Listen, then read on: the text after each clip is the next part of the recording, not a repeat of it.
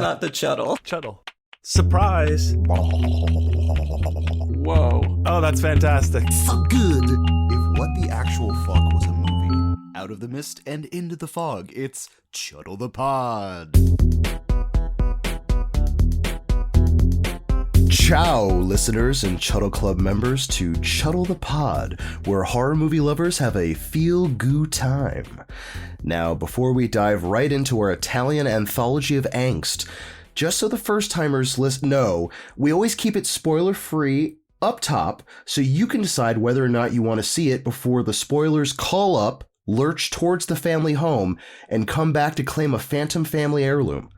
This episode, we're basking in the radiance of Italian cinema as we travel the rivers of blood in our official Chuddle Club gondola of gore as we chuddle 1963's Black Sabbath. First, we're going to talk about our co-occupants of the pod, Sam. Sup? That's good. That's good. How you doing? I am good. Something in my throat there. Sorry. I'm great. Thanks for having me. Oh, it's wonderful just to hear your voice. Bry Guy?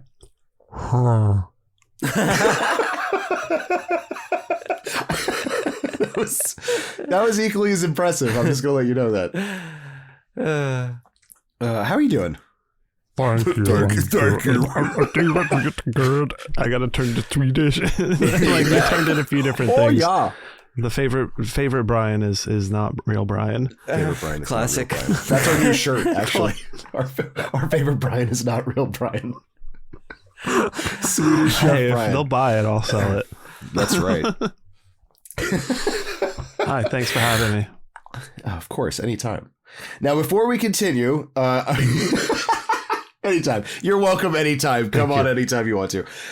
Before we continue, I must take a moment to thank our coven of patrons. Your sacrifice gives us life, and we thank you for your beautiful souls. Thank you.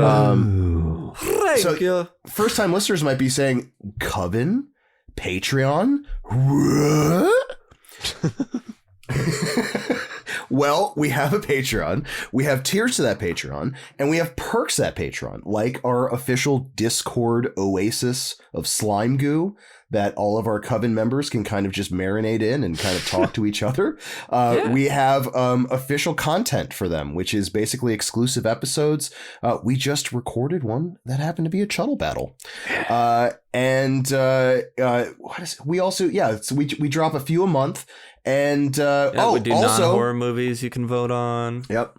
Yeah, lots of voting power coming up. You got some voting rights. Exactly. Abilities to control the show. Pick an episode. They pick themes. It's amazing. With the power of monetary sustenance, you guys get a whole lot Money of power. goes a long way here in Chuddle. Also, as a perk too, in our Discord, patron and coven members also get exclusive watch-alongs that we've been doing lately, where we kind of Mystery Science Theater 3000 it a little bit, but it's mostly just everybody joining in, just riffing and talking about our favorite gooey movies. I do want to do like a trial run Mystery Science Theater style, where they just have to listen to us. just be funny. You guys just want to listen to us be funny. You mean like what they do now? I mean, but like live. They listen to us. Be funny live. This live. Ooh, you're gonna edit all this out, right? Nope. Oh, nope. All right, perfect. Now, with all club members present and the coven avowed, it's time to crack open that Italian season goo book and officially begin tonight's meeting. Give me that goo. Oh yeah. Grazie. That just tickles me pink every single time. All right, let's get into our synopsis. Boris Karloff hosts a trio of horror stories concerning a stalked call girl, a vampire-like monster who preys on his family, and a nurse who is haunted by her ring's rightful owner. Yeah. Yeah, I mean, that's pretty straightforward. It's an anthology movie. You got 3 different ones, and those are pretty decent descriptions. Indeed. Indeed. Taglines. Now, these ones get kind of fun. I bet. All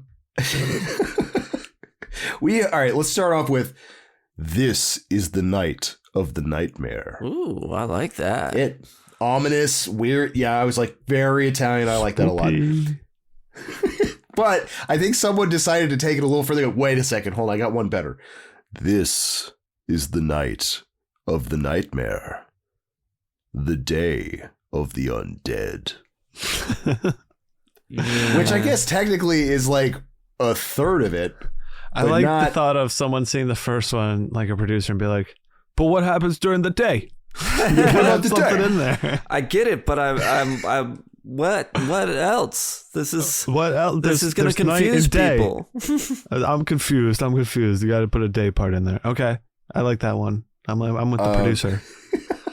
And this one I feel takes some kind of like narrative liberties with what the actual story's about. But okay, this is a tagline. This is a tagline. Now, what about all of these are taglines? A story that goes beyond the boundaries of the supernatural to the half-world of the living dead, where a woman's soul inhabits a fly's body, where vengeance is only a voice, and where vampires suck only the blood of those they love dearest. Whoa. The movie.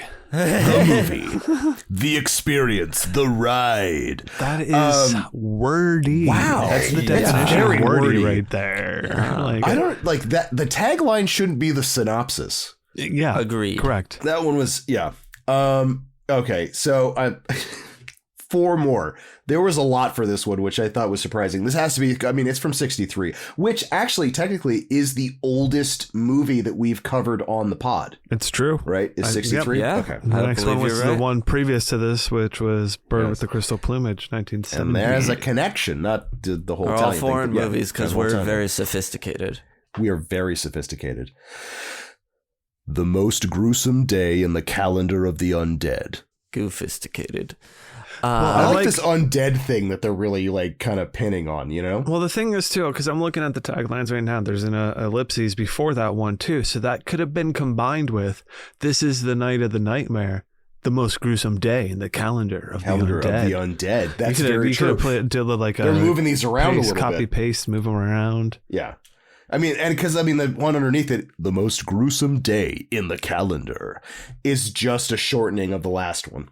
With no ellipses. And like it makes more sense because I'm here just thinking about what's the calendar of the dead, of the undead. Are there a lot of gruesome days? Is this the only gruesome think day? about it. Like, I mean, it's a calendar of the undead. It's going to be pretty gruesome. And this is the most gruesome day? Whoa. Yeah. Whoa. That's pretty gruesome. Black Sabbath is... This is going to be gruesome, guys.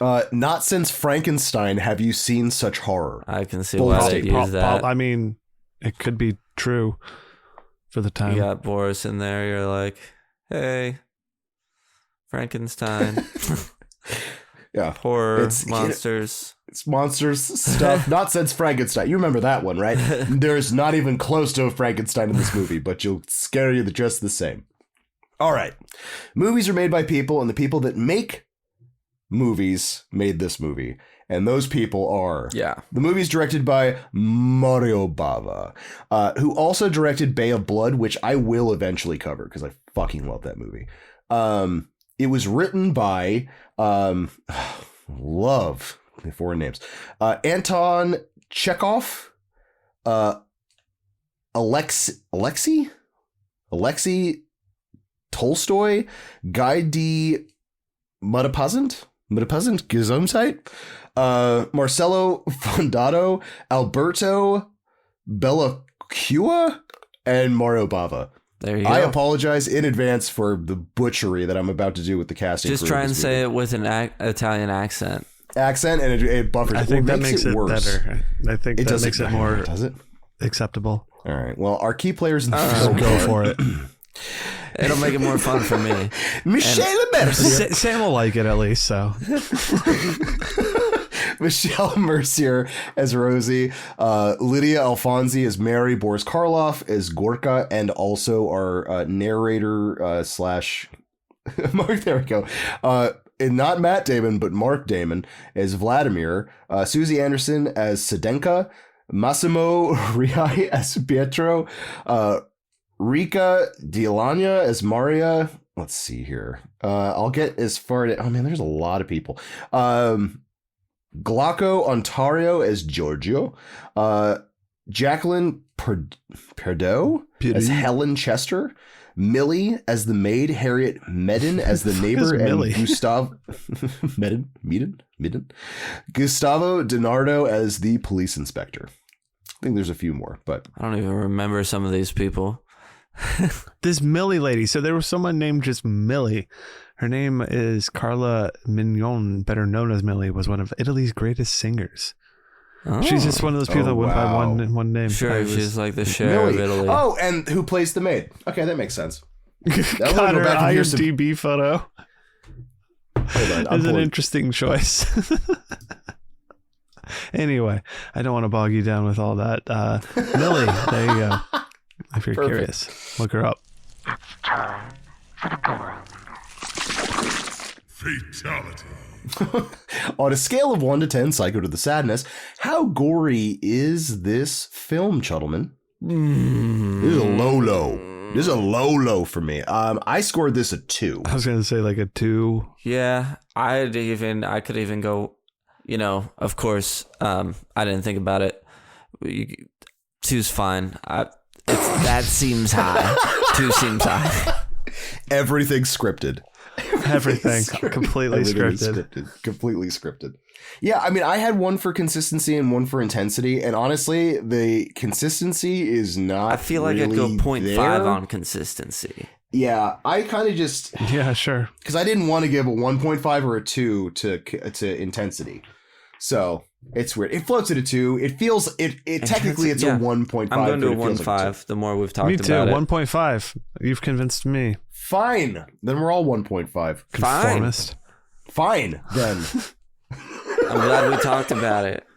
I'm so glad we discussed it. I fucking hate this club. God. But yeah, no, this is very low on our Goro meter for our usual fare. Let's figure out Who is the horror forward? all right, what subgenres is Black Sabbath stumbling into? Anthology. Absolutely. Supernatural. Supernatural. Yeah, anthology movie, supernatural movie. This could be classified. I mean, because it's an anthology, you could almost pick apart each one of them as different kind of things. Technically, it's a giallo without being a giallo for part of it. Yeah, the first one ish. Mm-hmm. We don't get, but I still want to call it giallo though, because we don't get like a black gloved hand or don't worry, like I'm gonna get into like it. that. Okay, cool. Yeah, Supernatural's a good one. Anthology and vampire kinda the monster. I don't really know what to call it. Yeah. Monster, I guess, right? I guess. Creature. I mean, it's a creature. It's technically a kind of a vampire. I mean, everything that I've seen on the description, it's basically the Serbian version of what a vampire is. It's like sup. I'm a sorry, that's the Serbian vampire. Serbian vampire. Sup. And that's it. Are we doing what kind of environment we're watching this? Are we doing a group? We doing an individual watch? How would you guys feel like this is like when you watch it in school when you're learning about so with a group movies? Yeah. So with a group. But like almost in a way, unless you're like really young when anything affects you, yeah, like to learn and talk about it and talk about film and kind of be a dork in that way. Mm-hmm. So this is more of an educational film for you than in a way, yeah. Because I'm watching it just to kind of like appreciate where we've come and what. Look how far we've come. Look how far we've come. But also, like it's pretty impressive for its time, I think, as well. Oh, sure. Mm-hmm. I would 100% agree with you on that.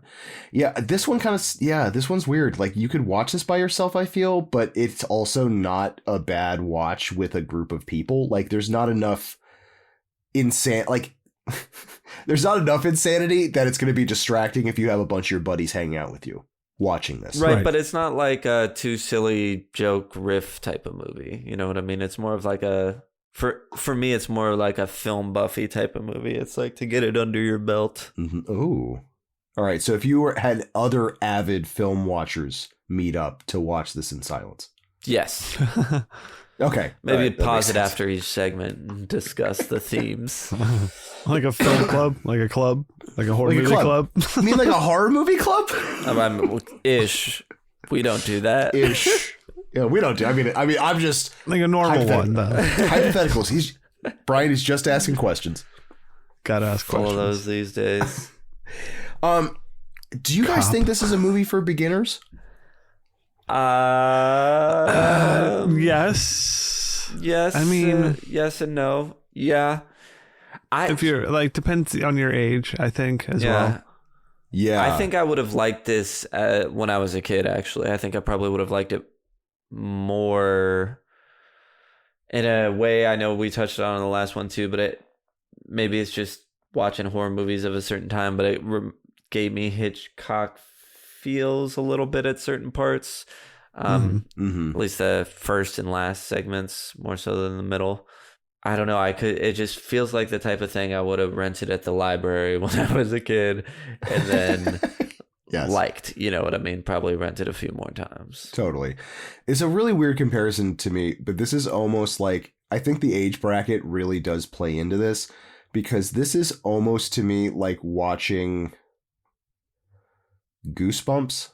Sure. You know what I mean? Yeah. Where it's like, I know it's an adult movie, but like this feels like this is very geared towards like tweens.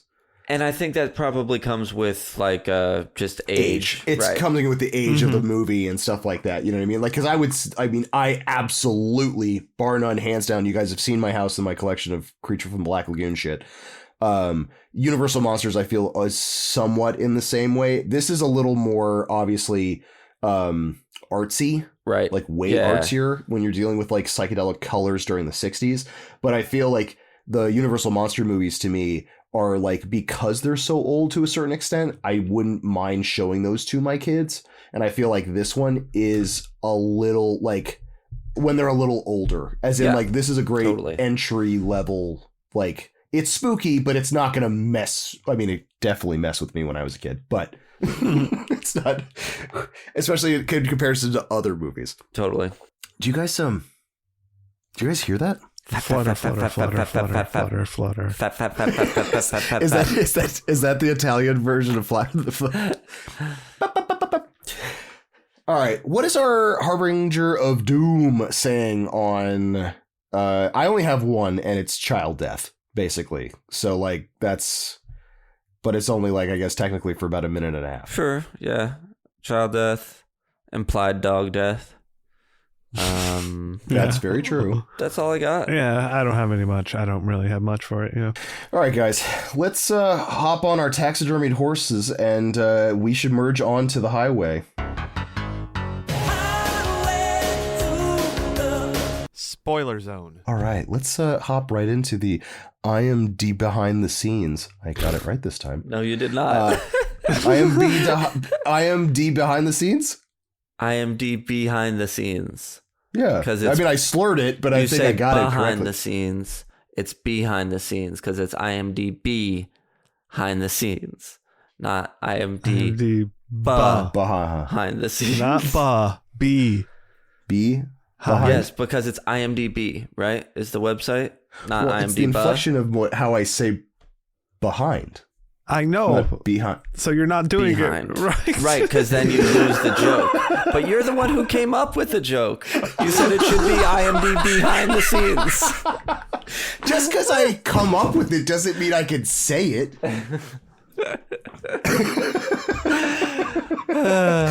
Oh, perfect. All right, let's do some behind the scenes. Let's get behind it. Let's get behind it. Happy? Well, I mean, I say behind as well, but in terms of whatever. It's okay. It's all right. I'll not get sleep tonight just thinking about it.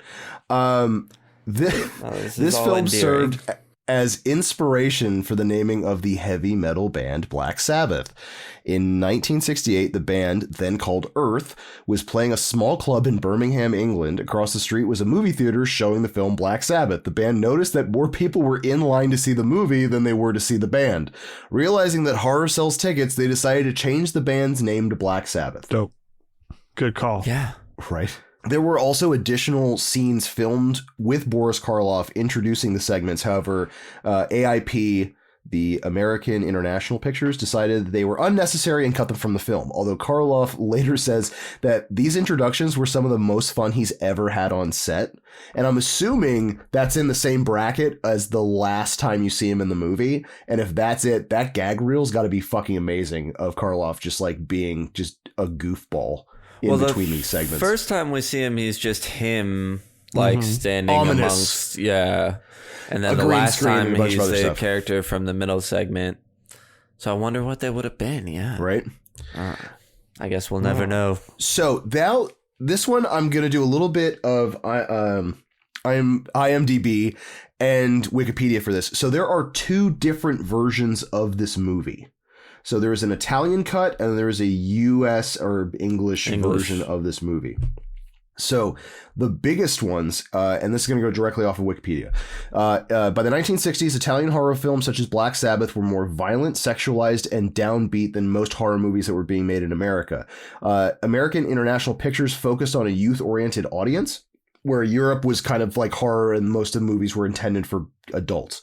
So in the American cut, a lot of stuff changed.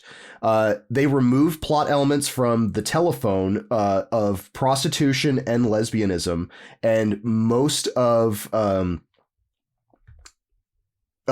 so basically most of like Rosie and Mary's relationship or any references to prostitution or them being in a relationship was edited out. Also, the character of Frank is no longer a pimp. He turned into a ghost, and the note that's written writes itself at the end of the segment. Oh, interesting. Whoa. So they changed most of the plot of the telephone to make it into like a ghost supernatural kind of like whodunit. Yeah. And they also introduced a new character called the Colonel, who's like Rosie's neighbor. Weird. And then weirdly enough, So we all watched the Italian cut, right? Yes, we all watched the Italian cut. Was it the wurdalak? Funny enough, was edited down for violence. Wurdalak. It was edited for what? Violence. Okay. Which is weird to me because there's basically, you see a decapitated body. I'm assuming it's just the decapitated body scene they took out. Well, you see the head and you see their And, like the necks Right. with Yeah. But yeah, he And holds the weirdly head enough, later. and the one that freaks me out the most, Drop of Water was barely touched. But is that the name of the last segment? the last one? That's Yeah. the last one, yeah. The Drop of Water. But what's different from the US version is that they also mixed it up. So in the English version, they rearranged the order so it's the Drop of Water followed by the telephone, and it ends with Karloff's segment. Oh. Which was just, very, very weird. I like how the two segment, the structure in the Italian one we saw with telephone, wurdalak, and Drop of Water, because I liked how the first and last segment both start with the girl in the apartment and the phone ringing and going to answer it. And, Pronto. I've seen Pronto. I've seen both versions, and to be totally honest with you, the flow of the Italian one is way better. Like, it seems like they were the English cut of this, although you get to hear Karloff's voice and like Karloff, like those ones are kind of fun. It feels like one person started editing the English version, and then it's like a Three Stooges thing where he cut too much, so then he cut another piece, so he cut some more stuff, and then he started rearranging things. So that it was like an intern trying to like fumble it, and that's what the American version looks like. It's basically just a bunch of celluloid salad. Nice. Other nice little tidbits. Quentin Tarantino cites this as one of his biggest influences, is Black Sabbath. Okay. So I thought this was kind of amazing, actually. For the US dub version, Les Baxter conducted his entire 58-minute score for the film in a single day. Conducted? So they like recorded They recorded an entire score of this movie in one day. Well, they must have worked quick then, because I was thinking about, or I was looking, the first, what's considered the first Giallo movie, The Girl Who Knew Too Much, although on IMDb it's The Evil Eye, but it's also Mario Bava, came out the same year as this. And I know like Argento's early stuff was like coming out in the same. They just worked so quickly back then. I mean, it was a production machine. All right. Yeah. So last thing before we kind of get back into it, director Mario Bava's father, Eugenio, created and sculpted the head of the ghost in The Drop of Water, as well as the severed head in the Wurdalak. And oh my God, fucking nightmare fuel. Both of those. The severed head is amazing. And when you say the ghost, the lady in bed? The lady in bed, yeah. Yeah. Cool. Yeah, that is a great character design. All right. So who picked it? Why? History. More information now.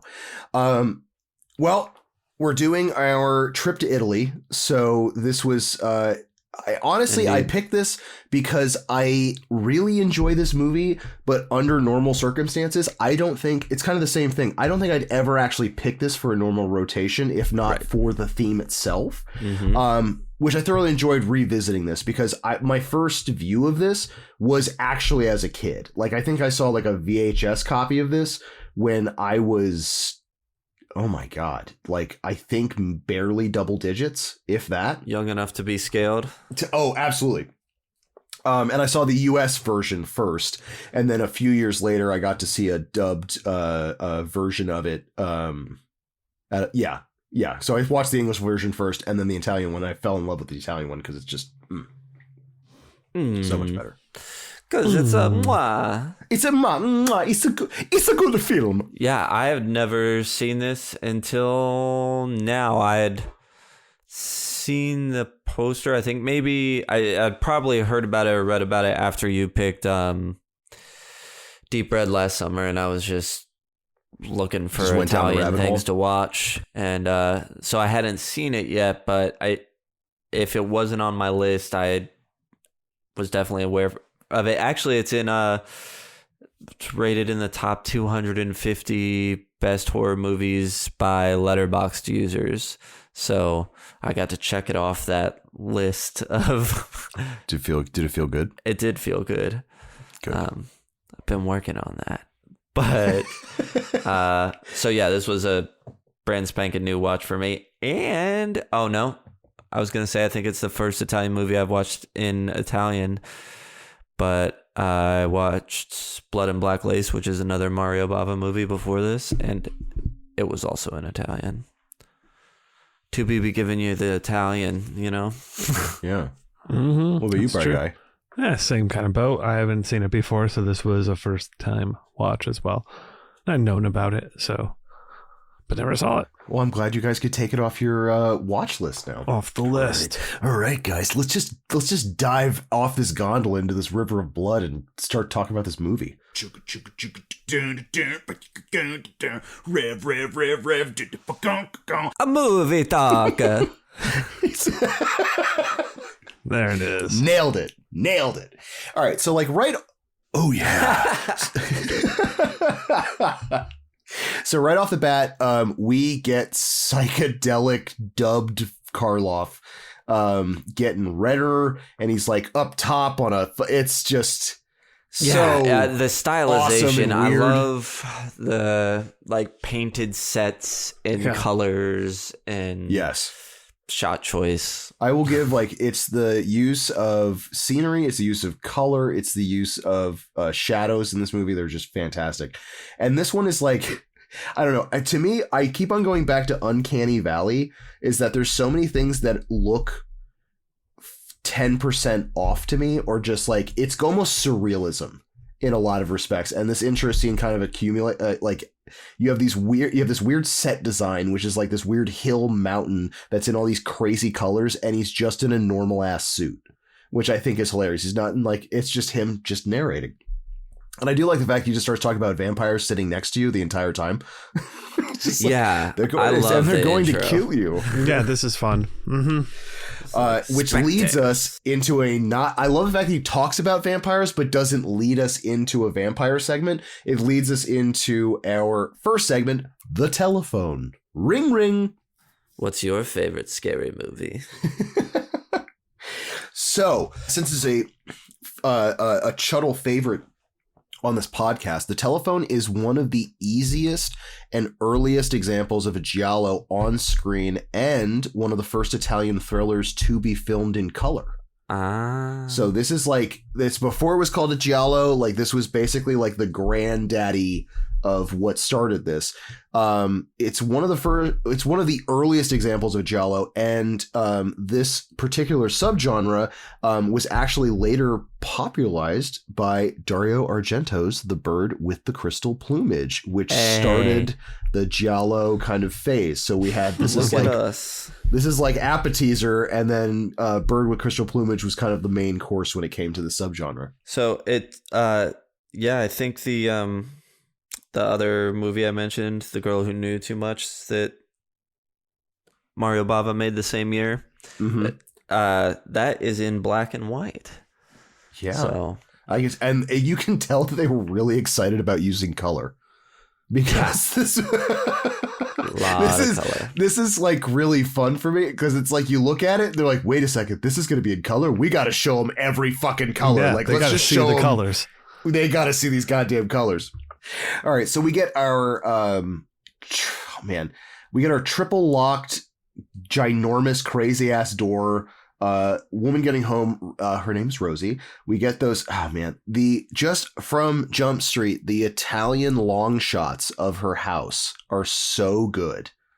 It's just like, I love the ongoing like cinematography of like keeping the camera still and then having them going down like long hallways or doing other kind of like, I don't know. It's either in motion when you get to like Argento stuff, but then when you have Bava and a few others where like they just let the camera sit and let things go and activate around that. I absolutely love that. Yeah. Oh yeah. No, it's beautiful cinematography. I love what's going on. Continues with that. Argento was clearly a big Bava fan. Oh my God. Yeah. And just like the title of this segment, we get a phone call. Rosie picks up the phone and does not get a response. She starts continue getting ready for bed, which I'm assuming like she's changing clothes, a bunch of other stuff, and then gets another call with no one on the other line yet again. Which she's, Sam, you did it earlier. What was the pronto? Pronto. A whole lot of that. Perfect. But now we know something's about to happen, because the fucking jazz starts up. And you know, when the jazz starts up in an Italian movie, the shit's about to hit the fan. Yeah, I thought the same thing. I was like, oh shit. I was like, oh shit. Oh yeah. Fuck. I was like, before synths and 80s and all that stuff made its way, Italian is just like jazz, and it's such a funny. What's gonna make you feel uncomfortable? Jazz will. Jazz. It's always jazz. Phone rings, and we actually get a voice this time, and it is a raspy, and he's like, "You're beautiful, and you're going to die." And the kicker of it is that the second he kind of starts saying that shit, she tries covering herself up, and he's like, "I can see you. I can don't do that. Your thighs don't do that. Thunderous." Yeah, and you're like, baby, shit. Which I thought was actually kind of fun is that like usually when you have this cat and mouse thing with like a collar, is that they like when a baby what's the babysitter one? Like when a stranger calls. Like those kind of movies, or honestly, Black Christmas, where you have someone that's in the proximity of where they're getting the phone call. It's usually not from Jump Street. You know that they're being like voyeured at. You know what I mean? Like usually it's a slow burn, like the caller's in the house. I like that this guy's like, "I can see you. No, let me see that thigh of yours. Yeah. You're like, Give me As that. it's happening, so you immediately start being like, how could they be watching? And for a while, you never even, it's like she lives in a windowless house. I'm like, how in the hell is this guy seeing her? Totally. Honestly, I Cameras, was thinking the mini exact same thing. cameras, Because you're right. Spy There's all these cams, weird spy USB cams, all that kind camera. of stuff. No, because you're right. Because the way that this apartment is set up is that her front door is massive. And it's got like 5 bolts on it, which I think is hilarious. And then everything else is these really high up windows that have blinds and a bunch of, like, so you're thinking like, all right, right. Yeah, window entry is probably going to happen here. Eventually, we do see how they're looking through the window. And even that's like, okay. All right, if you say so. So obviously she's a little, she's like, oh, that was a weird phone call. And then just is smoking and about to go to bed. And then the phone rings again. And now we get a little more information. And he says he's going to kill her for revenge. Yeah. So she hangs up. The jazz starts kicking back up. Gotta get the jazz. And instead of what you would probably just from Jump Street call the police, she just decides to fix herself a drink. I mean, it's the 60s. Totally. What are you going to do? Well, Police aren't going to also- believe you as a fucking woman of the night. Woman of the night. Woman of the night. And see, I think that's the most important part is that, like, I think some, like, I don't know, the plot holes that you would normally have are like, why did she call in the cops? It's like, oh, she's an escort and all of these, like, she's either not going to be taken seriously or she does illegal activity. So there's no reason, like, why would she call the cops or seek for them help? That was, did anyone else notice she plugs the keyhole? And Yeah, like so she the can't be biggest looked at. keyhole I've ever seen, like she fits an entire handkerchief in the hole. Oh, I I did didn't, notice but that. I believe that. It was These like, are big, big keyholes back in the day. Oh, I got big Huge holes. keyholes. I got big keyholes all around here. My big house holes. is full of but keyholes. it's like it's comedic, where because it's like there's a top bolt, a middle bolt, there's like a chain, There's and a like bunch a of other bar, stuff. yeah. And it is, and like she takes a full fucking hanky and just wedges it in this fucking hole. Well, it's because it's like a classic keyhole that you can peep through. It's so that the if the person's watching her through that hole that is watching her on the phone can't see her anymore. Right. Well, that doesn't matter because like she stashes her stuff and immediately gets a phone call after that.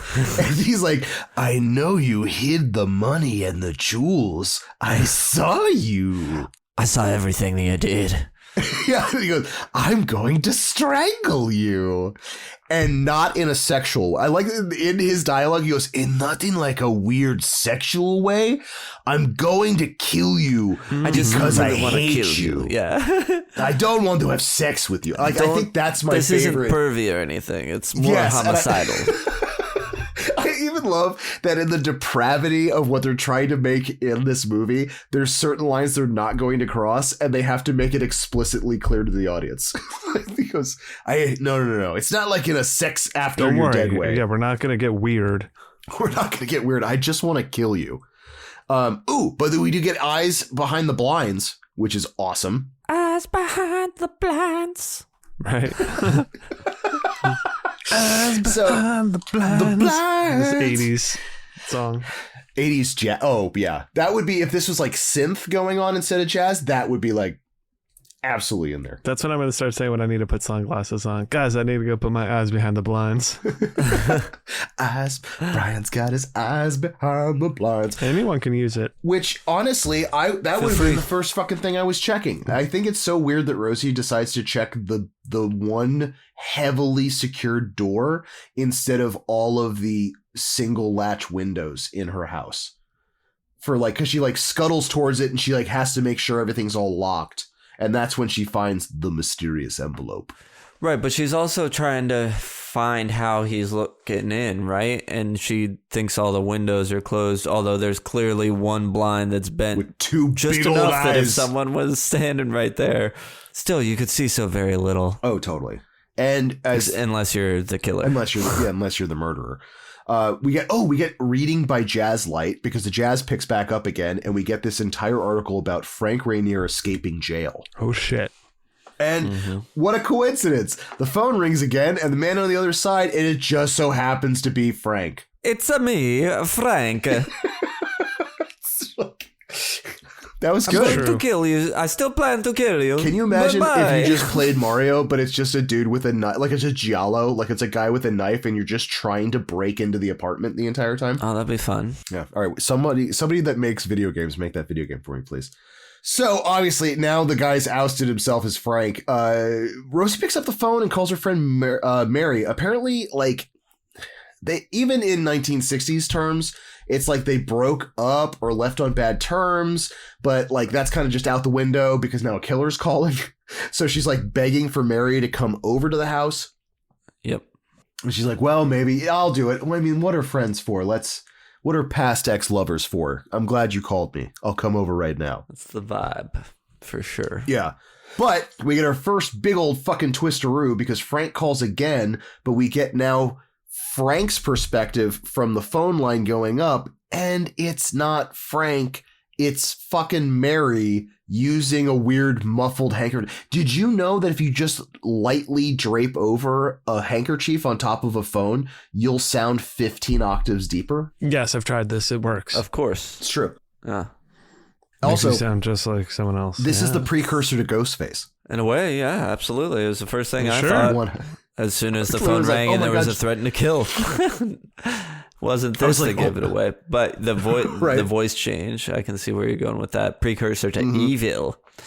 Evil. Yeah, I love this twist. This whole segment, I think, is pretty sharply written and tight. And It's awesome. this was the first of interesting twists and turns. Oh, absolutely. Well, I think it's also really cool because, like, I think in as hokey as you could get with some of these segments, this one was articulating the fact is like, oh, wow, the harasser is now Mary, and you're knowing this halfway through the segment. So you're like, well, what's the now you have this entire weird, like, cat and mouse thing, because from this point on, I thought Mary was just going to murder Rosie. Like, I kind of So did I. I mean, Murder. I was like, okay. You're right. I was very confused, but I that's what I took it to be. Like, okay. Yeah. And she She's shows up imitating to this person, but now she wants so she can kill her or something. So that I don't know. I thought Totally. she was I definitely understand still what it is going to now. kill her. Yeah. Yeah, I think you're supposed Yeah. to. That's why when she like first approaches her with her hand and later with the knife, Yes. it's all like, Right. Also, You get when the you find anxious out it's her, and then jazz. she shows up to the house in like a flash. Like she literally, like Rosie turns the lights on, and Mary's immediately over at the house, which makes me feel that like Mary lives upstairs. It seems that's like the- she must live, and she expected her to be able to get there quickly too. Yes, which would actually also explain why she could peep into her room and still call from her house. Peeper. Peeper, because I mean, obviously the fake Frank was watching her. So, like, it was like she's, like, doing it and, like, scuttling upstairs. Right. Or she just has a really long extension cord. She's just outside of a window with a phone. She works for the phone company, so Yes, right. Yeah, so Mary comes over. She starts reminiscing about old times, but in, like, a really weird passive-aggressive way. And Mary gets to hear her, oh, my God. Rosie explaining what's been going on in the phone calls while Mary's hearing her was also, like, ew. Oh, God. Because she's, like, half smirking while it's going on. So Yeah. you can tell how, like, she's, like, gloating about, She's like, how it worked. it worked. Like, super lady killer vibes. But we get a little more information. So Rosie is the one that kind of turned Frank in. So Rosie has the feeling it's like, oh my God, he's escaped from jail. He's going to fucking try to murder me now because he knows. So like Mary's like, don't even worry about it. Just, you know what? Crash out. I'll stay here with you. We'll just go to the cops in the morning. Don't even try to fucking call them. But before that happens, Mary takes out a goddamn knife. And you're like, oh, okay, so this is now where Rosie gets stabbed to death. And actually, I guess we do get a black gloved hand with a knife. It's not a mystery who it is, but yeah, but you know, it's like, oh, this is gonna be nasty. But we do get the thing where it's like, hey, nope, you need this knife, put it under your fucking pillow, just in case. and then Because there really is this guy that escaped. Right. Well, then Mary actually, oh man, the tea scene, Mary puts fucking tranquilizer into tea and gives it to Rosie, and she's like, no, you should drink this. This is fine. I'm just going to put, she says it's poison first. Yeah, she jokes Then about it laughs. being poison. It's a sedative. Right. Yeah. Yeah, and you're like, oh, like a God little damn cute. it.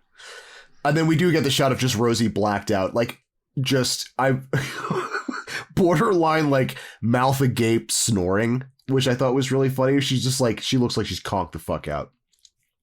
So while she's blacked out, Mary, in her own nighty gown at the dresser, is kind of just saying how it was her who did it the entire time, and it was like a weird way of getting back with her. She's right. She's leaving her a note being like, I hope you'll forgive me. Yeah. But I did this. Was the only way you'd see me again. Yeah. That kind of shit. And as she's writing it, guess who fucking shows up? It's a me. Actual Frank. It's a me. The real Frank. And Mary wasn't wrong about him seeking revenge, because he creeps up behind her, takes one of her stockings, and strangles Mary thinking it's Rosie. Jazz kill. The whole time like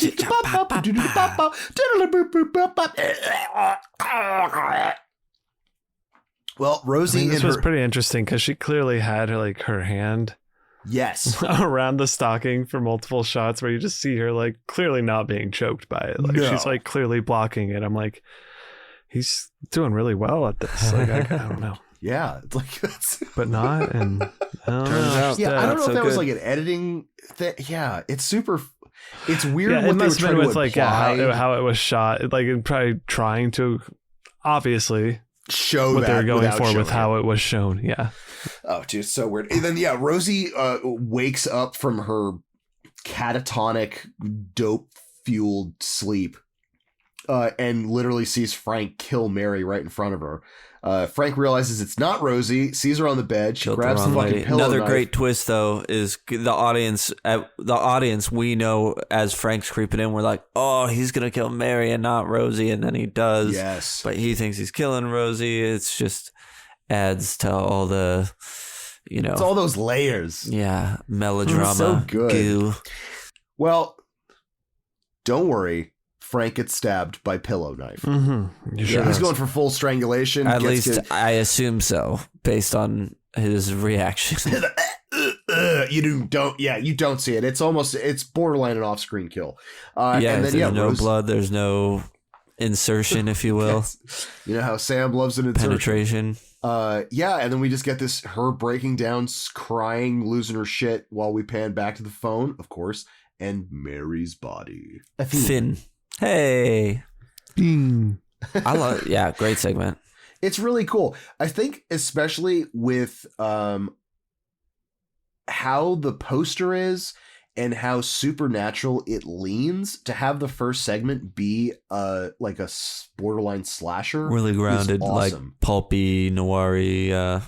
Because if you had thriller. three fantasy tales, I feel this movie would read very differently. I like that the first segment is super grounded in quote unquote reality, and then we kind of start getting into the fringes. Yeah, it's almost like a true crimey, soapy thing. It's super weird, especially in comparison to the second segment, which is the wurdalak. The wurdalak. The wurdalak. Wurdalak. All right, so this one is like 18th century. So we go from like basically 1963, modern day, to like 18th century. We get we're going medieval. We got riders on horseback. We're going through the countryside, and God, I know we say it about every fucking Italian, but like even the landscapes are beautiful. Like all of these landscape shots are just gorgeous. So fucking good. Well, and they're just like well, to my memory, aren't they all just like sets? It's just like a little built sort of stage area and then like a painted landscape behind it. Well, you're talking about soundstage. Glory is most of this, most of this thing. But the horseback scenes, especially like the actual countryside, where that shot is awesome. And then the same thing with the I can think of at least one rooms. Horseback that's definitely a soundstage coming through, because I just love that feel, Oh my God, this one seeps of like classic like movie making. Just like we've got the taxidermied horses in this one. We have guys running with branches and circles to make it look like they're galloping, and close-up shots, like sound stages with fog and mist. Oh, so good. So, yeah, he's trotting along and uncovers a body by a river that has a knife in its back, and its head is completely decapitated. So we get like that's literally the only gore in this movie is this scene. Like he pulls up the body, you see like the severed head stump and the dagger in his back, which he takes out, and then he's like, "Oh, fucking weird." It's weird, man. It's fucking Look at weird, this. I'll man. take this, or yeah, I guess I'm just gonna have to take this body take all now, of this which with he me does. I'm See if anybody wants this knife. somebody left this body here. I should pick this up. Yeah, right. And then, as he's kind of like picking this up and he's riding through, he sees this like light in the distance, which nightfall starts hitting, and like you see the scene's kind of fun because it's like in the horizon line almost. You see this like blot of like yellow. And that's like the house soundstage transition.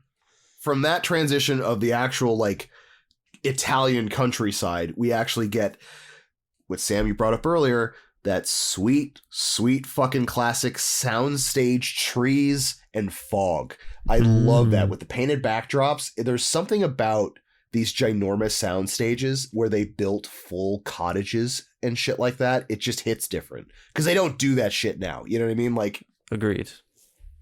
I mean, we kind of a little bit because, like, what was the Babadook built the entire house as a soundstage. Right? Oh, That sure, was but the- even still, there's just like a sort of a tone to it. You know what I mean? Like it's stuff. There is stuff that's shot that way now, but it looks. You wouldn't know it's on a soundstage. It doesn't look like it's on a soundstage.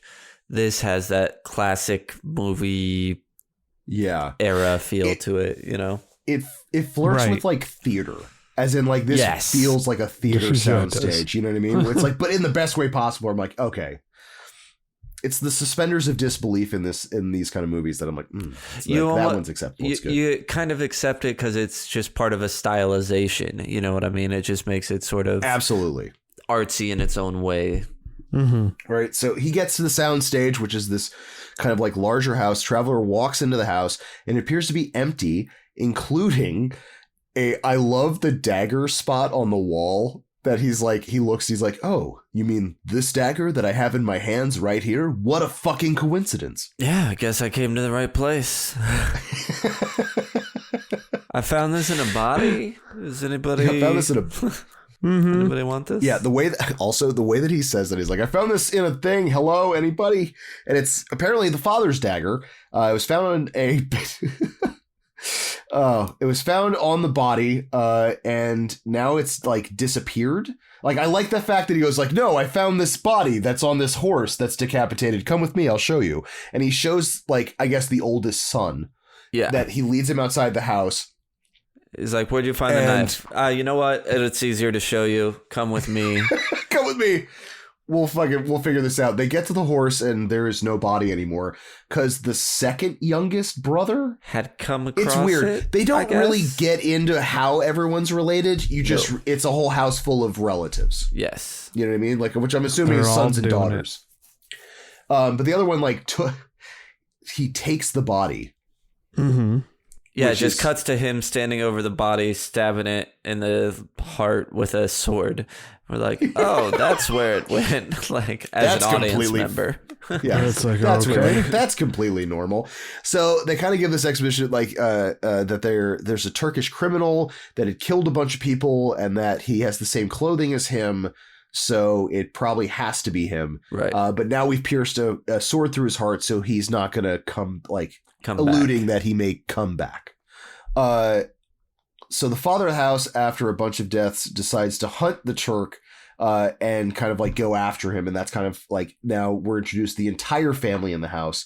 So we've got the eldest son, his wife, their younger son, the brother, and then what is her name? Sedevek or something like that, which is the daughter. Starenka. Yes. Yes. Stanka. What an interesting name. I've never heard it before. It's beautiful, and so are you. And so are you. Oh, my God. He is laying it on so fucking thick, like from Jump Street. Oh, my God. Yeah. This Count or Baron or whoever the fuck. I also like now the entire family's there except for the father, and now they're kind of bringing up the fact he goes, now all we have to fear is our father. Yeah, and they're like, what the fuck? And he's like, what? He goes, if he doesn't come back in 2 hours, he has to leave because you can't stay here. You can't stay here. So if it chimes midnight, but he's tired and horny, so he decides to stay and just hit on one of the distraught daughters. There's two he's like, beautiful ladies here. One of them, he has a thing for. Oh, I meant to mention when they go out, when he's like, you know what, it's better I just show you. They leave, but the camera stays in there, and like two helpless women sort of peer out and then sort of daintily walk over and then demurely peer out again, like, oh my, oh, helpless ladies, it's what are so we gonna weird. do? And it's just like, also this guy's like completely oblivious too, because like he's trying to shack up with this. He's like, you're so beautiful, and why don't you tell me what's wrong?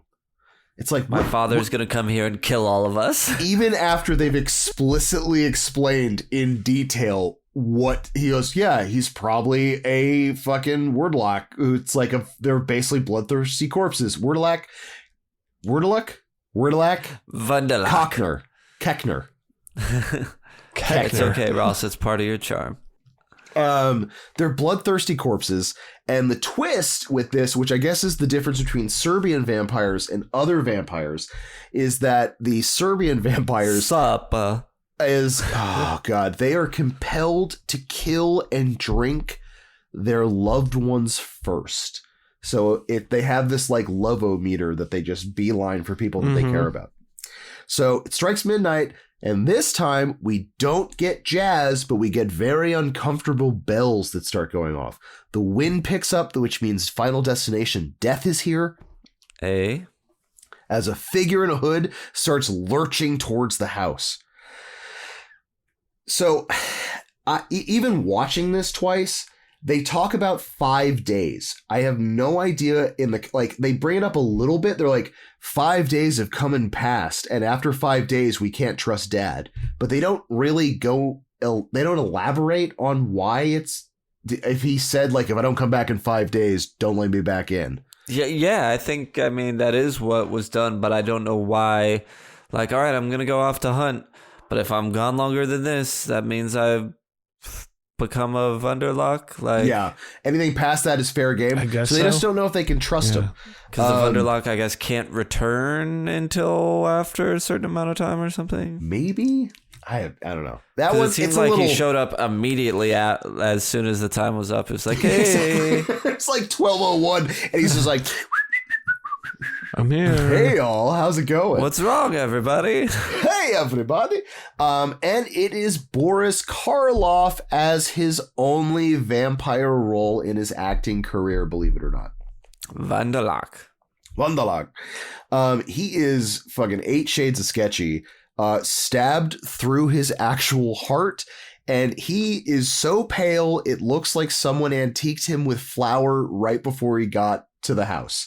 Like, he looks very gray, like very ghastly, and he has an open chest wound that he insists is completely fine. Yeah. And it's not something I would have ever thought before, but to me, he looked like a brown-eyed Mel Gibson in like a bad Halloween costume. Just in this segment. Not typically what I have ever thought. But I saw it here.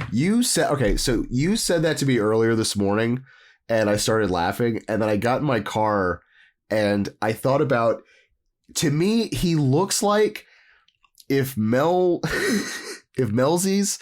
cosplayed on how they found Saddam Hussein in that bunker, all like disheveled and weird. Like, that's the mixture together that like I got for that. Like, it's very off-putting. Also, he's got kind of a big old fuzzy collar too. Can't picture it.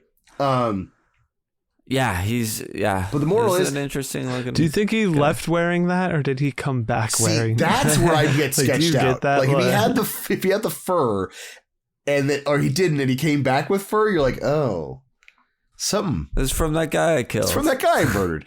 And they still let him in. The whole moral, they're like, yeah, sure, Dad, come on in. I'm hungry. As he just... Oh, also, little tidbit behind the scenes on this. I didn't catch it until I watched or read this and then rewatched it, Boris Karloff, I don't think blinks almost this entire segment. Oh, interesting. So every time you see him, it's just these dead fucking weird eyes just staring at you. Well, I guess he's a wurdalak. Wurderlaken. A Wunderlaken. Wunderchosen. Do they not blink? I don't know. I guess they're dead, so they don't need to, I guess. Dead things don't need to blink. Dead things don't need to blink. Because why not? Yeah. I mean, dead things don't I've just never blink. thought about it. But they also don't talk and drink Although that would be loved ones, so. Brian, that would be vampires, but like, yeah, do vampires need to moisten their eyeballs? I don't think so. Although it would be a dead giveaway if they were a vampire. Some blood. Sorry. Sorry, everyone. Well, all right, so I guess he's not hungry because he slaps the lamb out of the way and then smiles and says, whoops, not hungry anymore. Don't even worry about it. Yeah, I like that's strange. He doesn't want meat. He also asks them to give him shut some up meat. the dog, right? Oh my God. And like the dog is trying to warn all of them and he just orders one of his sons to shoot his favorite dog. He's like, go shut up that dog. And they're like, but he's one of your favorite dogs. Like, and like this, dude, what's up. baffling me? No one is doing anything. As in, like, this is beyond barbarian level of red flags that are happening in this. Yeah, no shit. Just like, by the looks of this person alone, if like my dad left looking like my dad and they came back looking like that, looking like this instead after of like, warning you that if he came back. After warning me about like 5 days, this is a problem, comes back 5 days on the dot, looks like this, caked up in like gray makeup, disheveled hair, telling me to shoot our favorite dog. Like, what the fuck, dude? I mean, it might be the 18th, 16th, 19th century or whatever, but I think I know a little bit more. Majority of them seem happy to die at his hands, though. You know what I mean? I guess so. Why wouldn't they guess since he's lost, the whole family's lost. But dude, then he goes for the grandson. It's like, oh, my little boy, come over here and like check out your, and like, no, it's like no red flags. He's just like, just nuzzling up to him and just like, I like Give that your grandpa a kiss. At least that was at least that was the turning point for the oldest brother and the wife to be like, you know what? He's got to go to bed. Bedtime. Get the fuck away from that, right? Grandpa's weird. Yeah, Grandpa is so weird. He has a severed head in a bag that he's had by his side for like a half an hour and reveals it after the kid's out, which was... just go hang that up outside. They take it and make it a trophy. That's real weird. Right by the fucking like mailbox. I was shocked to see this head, especially considering that we don't even see the guy get stabbed in the first segment. Yes. I was like, holy smokes. I bet people, I bet this really like shocked and scared people. And I also had heard the Black Sabbath thing, but I wasn't like sure if that was true or not. But I also thought, I bet they were like, oh, whoa. Oh, shit, we definitely dude. got to name our band Black Sabbath now. Yeah, it's weird. It's like... Because that's what they sound like.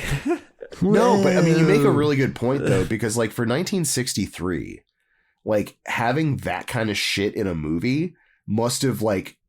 I could in my head picture an entire audience audibly gasp when the head comes out. Can you imagine? Yeah, right. Which is so funny, like how that was their version of a jump scare, and probably a very effective one for the time, which is so funny. So obviously, our traveler is sleepy, and oh my god, Karloff creeps in and like wakes up, but like he wakes up just in time, and just kidding, he's outside the door. That entire sequence was so fucking just weird, where he just like pokes up from behind, and then like he's outside the window now, and then we get this like Jason Voorhees creepy crawl around the side of the house back into it, and it looks like one of his kids is the kid that stabbed the headless guy in the chest is asleep on the dining room table, right? But it looks like Grandpa wants an appetizer first, and he goes for the grandson in the parents' bedroom. Yeah. This is where I was like, oh man, what a bummer. The grandson wakes up and doesn't make a peep. He's like, where are we going? What are you doing, Grandpa? And he's like, we're going, I gotta show you something outside. Which, I don't care how much I love my grandpa, I'm probably gonna wake up probably every person in the house at 2 a.m. if my grandfather's trying to take me outside. I don't know. How old was that kid? Again, they all seem to be happy to just let him they're happy with Grandpa. Grandpa probably had done that many times with them in the past as well. Plus, it's the 19th century. They do weird shit. What else is there to do? It's go outside with Grandpa in the middle of the night. That's what you do. Take a night stroll. Take a night stroll to Grandpa. God. I mean, he's just happy Grandpa hasn't been drinking. Right. But the traveler, he sees this going out the window. So like he bangs, and just him going like, Giorgio, Gorka took the child. And then like, he's just like, and then the parents waking up and fucking like losing their shit. And then fucking not even a pump fake. You find out that, was it Petro, the youngest brother, is not asleep at the table. He's fucking dead. He's dead at the table. He's dead at the table. Deaded. He's been dead. That's right. Okay, so now we get one of my favorite sequences. Karloff riding this fake horse with the branches whipping in his face is like iconic to me for this movie. Because it's the crazy ass lighting, and like as a kid I'm like, how the hell they do this shot? And then as an adult I'm like, oh my god, that's a half of a taxidermied horse that this actor is like fake riding. Well, they also, yeah, you know what I mean? I'm like, they also show us that at the end. I wouldn't have thought that without it. Otherwise I'm just like, oh, look at him riding. Look at him go. Look at him go. Yeah, I think what gets me is that the horse, like Karloff in this segment, doesn't blink. So you're just like, oh. Well, I just thought it was a character choice by the horse as well. The horse is also a vampire. Mm-hmm. I mean, this horse is a pro. Right. Exactly. Pro horse. So, Dad goes out and goes in the forest where, like, there's snow and a bunch of other shit back of the house. They're like, well, all this is going on. The driver's like, you should just come with me right now. Like, I'm just saying, like, your house seems to be pretty fucked up right now. You should probably come with me. Our main guy who got introduced to this family from finding the body in the night. And as he's trying to like convince this daughter to fucking leave, the grandkid's dead. Holy shit, 1963, you're fucking brutal. Like I was like, I don't know, for like that movie, just having just this limp dead child like thrown in. Dad like, comes up holding the kid. Damn. Mother runs out screaming. Yeah, and then they have to try to decapitate and stab this kid in the heart. But it's also 1963, so they talk about doing it, but they wind up not actually doing it. I like the cop out as the mom's like, don't do it, I'll kill myself if you fucking touch my kid. Doesn't she stab him with like... Oh, that's later. Some big shears? Oh, okay. Yeah. Well, it comes up pretty fast because our traveler with the daughter decides to just get the hell out of Dodge. Just in time because the little kid is back and he's calling for his mom and he's calling. Oh, yeah, I'm cold. I'm cold. And you're just like, oh God. And like, for God's sake, don't listen. This scene is so. That's not our son. Right. That's not your son. This scene is so fucking surreal and crazy. Like the kid's at the door and like she's so crazy with trying to get to her. She kills her own husband to let the kid in. And then it winds up being Karloff, which. Yeah, that moment was great when she opens the door and instead of it being the kid, it's Karloff. That I thought was great. Unexpected and just, maniacal and. Yeah. Fun. It really plays to like the supernatural evilness that are these things where it's like, oh, it also adds to like, okay, maybe they're more than vampires. Like they're giving these like they're illusionists at this point too, which I think is they're wanderlust. Okay, so general consensus: if you just saw all this shit go down, would you stop in the ruins of a Gothic cathedral, or do you think you'd probably ride that horse a little further down the line? Because like. Depends on how far away I am. Yeah, it's like, it's almost too on the nose where he's like, okay, this purple lit ominous fucking ruins, we're going to stay here for the night. I think that'll work out just fine. It does seem like they didn't go far. They did not. It seems like they just went to the first thing they came across. Exactly. Oh, this works. I mean, I don't want to keep going. Like, we found this place. It works. Let's stay here. Right? I was like, They can like look down the road and see the place. Right? Exactly. It's like a block away. Uh-huh. Yeah, it's like, I don't care how tired the horse is. I'm going to probably ride that till I get to the next, like, actual fucking town. But we do get monk bones because it's like the burial rite of like this big like convent or something like. I think they say it's a convent. Monk bones. Mm-hmm. Convent. So they're gonna rest for the going like. So they're gonna rest for the night, but she breaks like Sedenka. There we go. Sedenka breaks down and starts kind of like losing it because I mean obviously she's gone through a lot. Her entire family just got killed in under an hour. And we get this real weird transition scene because they filmed it in daytime. So it goes from like a guy riding a horse in daytime back to nighttime on top of the cathedral. And it's Karloff with his love-o-meter because he's got to finish off his daughter. Yeah. That was a gross phrase. It's a gross, yeah. Phrasing. Well, it's not just, it's a family affair. So technically it's not just him, but yeah. It's not helping.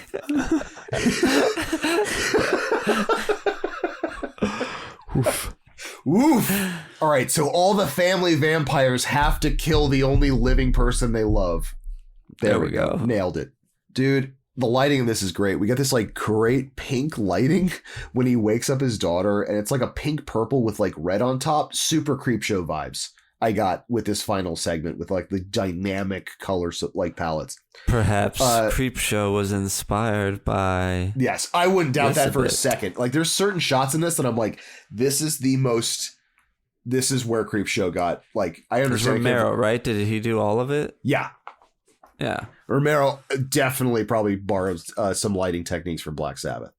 I also thought super like color out of space vibes. I thought was like that color palette throughout this entire sequence. So like she goes up to hypnotic trance and we get some more Karloff super close in frame, which I thought was cool. They play hide and seek in the church ruins and oopsie daisy, it's the whole fucking family. And she... This is where we get the shot of like each family member looking like dead and with the... Looking like a thriller video. Just like that's cool. Doing that weird like cool part. Creeping ominous fog. But of course, our traveler missed all of it. And how the fuck are you going to sleep through all that? Which is hilarious to me. Like, especially with, I'm sorry, also with everything that happened that night. I wouldn't be sleeping. Are you kidding me? You park a block away from a guy who just like undead murdered his whole household. I'd be like, nah, I'm going to. He never seemed like... too worried about it. Like he's only seemed worried in the sense he's like, this girl that I want to bang needs to get out of here if I'm gonna bang her. Yes. Yeah, right. His motives, he's like, I love you. Do you love me? I want you to love me, but I love you. And I also like the fact that like behind the scenes, like, well, anything that falls in love is these things kill things that they love. Right. Message. Mm-hmm. Yeah. So at this point, Sedenka is gone, so the traveler heads back to the house, which is the weirdest fucking, like, I would have just been like, well, I'm going to chalk this up as a big L, and I'm going to go back home, so you guys can just deal with that, and I'm just going to try to go. Mm-hmm. But he winds up going back to the house on horseback, goes inside, goes all the way upstairs, goes to the fucking Sedenka's bedroom, and then she's in bed, and my love... go while there's still time. And he's like trying to she's desperately trying to warn him. And he's like, no, it's okay. I could probably stay here with you. Give me some Frenchy kiss. Yeah, it's fine. Yeah, it's fine. Kiss me. Give me the smush. And then we get blurry hypno eyes and mi amor. And yeah, of course, he gets bit and the whole fucking voyeur family is looking in through the windows. Yeah. You bit. And up to this point, though, he had been confessing love to her. She had never said she loved him. So the fact that she now loves him, does attack him, means she does love him. And he's like, yeah, take me, baby. He's like, please, death, sweet embrace. Oh, guys.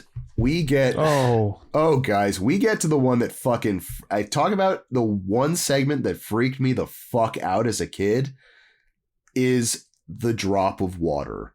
This segment is a great way to end the movie, and this so gross. I know really there's not a lot of goo in the this. lady's face that really bothered you? Oh my god, the fucking prop face. It's so, but it's like, okay, so we're going back to like Uncanny Valley. For sure. Sure. You know what I mean? Like it is like the head is a little too big. It's like the dimensions are really fucking weird on it. and it's got such a weird warped grimace on it that it looks like a woman, but it doesn't look like a woman. Like, this looks like the origin of creepypasta photos. Like, this looks like a Photoshop thing that you're like, the woman's corpse went in this demented smile that could fucking, you know, and you see the photo, you're like, oh, Jesus. Like, that's that, but as a prop. For me, it's like, oh, God. Yeah. Just a fucking triple hitter when we're talking about cinematography and we're talking about lighting, because we get the green neon lit illuminated window apartment is so gross, and the foreshadowing on that, like, the second you see that pulsing, you know something fucked up is gonna, like, they're gonna use that to freak you the fuck out. And I love, as an audience, we've been queued up already with the first segment. So now the lady getting the phone call, the first thing that happens in here, the phone starts ringing. So as an audience member, you're like, oh, this isn't good. Yeah, it's very... And of course it leads to something else. They don't just repeat themselves, but it's, I really like that aspect. Me too. And I also like the fact that they switched up the soundtrack, because we don't get jazz. We get polka, because it's 1910. Anxiety polka. Or at least that's what it said on the Wikipedia. Yeah, she's like drinking and like eating cookies by herself. So yeah, no, you're right. The nurse gets a phone call to have her leave immediately. She tries to move it to the morning, but she has to go, and she's getting dressed to slow. Oh my God. Okay, so like, there's creepy shit, and then there's creepy shit that doesn't have anything to do with what's about to come up. This segment, because she has to hand crank her record player. Right. So this whole thing, while she's getting dressed, the polka is playing normally and then slowly starts slowing down. And then like she leaves, and they just keep on the shot of this fucking apartment living room as this like goes all the way down. Mm-hmm. And it was just like, oh God, what a weird non sequitur fucking thing just to stick to. I'm into it. Yeah, I was like, yeah, I loved it. Yeah, exactly. It was just like, oh God. It just made like the entire, even before the apartment gets haunted, it looks like it's just a haunted apartment. We get the massive house. That apartment was just waiting to be haunted. Are you saying that apartment kind of like was decorated to be haunted? Oh yeah, absolutely. Like, it just needed the ghost. Like, it's a fully furnished. If it didn't want to be haunted, it shouldn't have decorated itself that way. Exactly. That kind of, wow. Yeah. Wow. Just saying. This house, this massive, massive house covered in cats. The purple and green Joker lighting in this weird cathedral of a home is so good. Like, it doesn't, because it has like this purple top to it, and then the green lighting that's coming from the ground really shows dynamically how fucking massive this house is, or mansion, or whatever the fuck it is. I have no, like, they don't even really say what it is. You could really see how like dirty and disrepair it was in as well. Absolutely. I feel like some of the stuff we've watched of this genre, even the messy places still have sort of this like slick sort of presented look to them. Yeah. And this looked like it was really just like a shithole, but like a place that had, you know, of former glory dilapidated. Absolutely, dude. And it's just like, and I think especially when you start getting into like the particularly the bedroom where the body is and stuff like that, with all the broken dolls and just grunge, like, it's dirty. Mm-hmm. Yeah. And not dirty. Made up to look dirty. You could see like bits of stuff on the ground and not just, like. Yes. Because like even in like stuff had just accumulated. In Deep Red, dressed. When they go back to the house where the skeleton is, like, it's dirty, but it also looks like a gorgeous fucking house. You know what I mean? That they sprinkle dust on. Like, this looks like at any given moment a wall could cave in. Mm-hmm. Oh God. Okay. So it's revealed the woman that got called is a trained nurse, and she is called to an eccentric woman's house who, by the looks of it, because they pan over to the cards on the desk next to all the dolls and stuff like that, had died suddenly. So we open the curtains and we see the corpse for the first time. Holy, all caps, holy fuck, as a child, this fucked me up so bad. Like nightmare fuel. Absolute nightmare fuel. It is. This is so the night gross. of the nightmare. Is that what it is? Yes, this is the night of the nightmare. Just one look at this fucking. Oh my god, and it's a sculpted, real prop. It is. Oh god, I don't know. The first time I saw this thing, I was just like, oh, goo. Like as a child, I jumped 6 feet, but even rewatching it, it's very unsettling. It's like an old woman's face that's like contorted, almost smiling, like she was afraid. To me, it was almost like a fear, like she was afraid of dying, and it got stuck in that look. You think of it as more of a smile? Yeah, it's like almost has this like smirky. I don't know. It was oh god, and it seems like it's made out of wax. What is it to you, Brian? What is it expressing? I'd have to look at it again. Wait, really analyze it. Here. I'll pull it up. You guys continue. That's I can fair. read it. Yeah, keep going. Okay. Sorry. I gotta go back to my notes. There we go. You didn't keep going. I did. I got it right behind me. All right. So the maid is there. She's trying to help out with the nurse as well. They say that the spirits of the dead killed her. And she responds like, what do you mean? She died of a heart attack. And the maid is like, yeah, but she died while she was in a trance. So she was in a trance communicating with the dead. Seance. And doing a seance. What, and like, weekly or daily?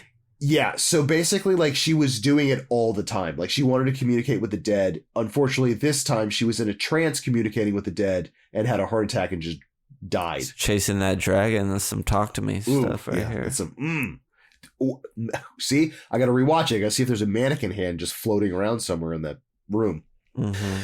I like it's not even subtle, but the nurse keeps on eyeballing the ring on the body as she moves to change her clothes. She asks for like stockings and shoes. And while the maid's out, she kind of like looks at the ring and decides like, fuck this. I'm just going to, you called me out in the middle of the goddamn night. I'm going to swipe this.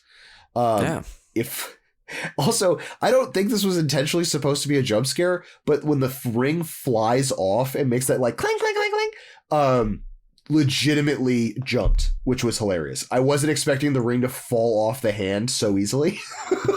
I thought there was going to be a little bit of a struggle.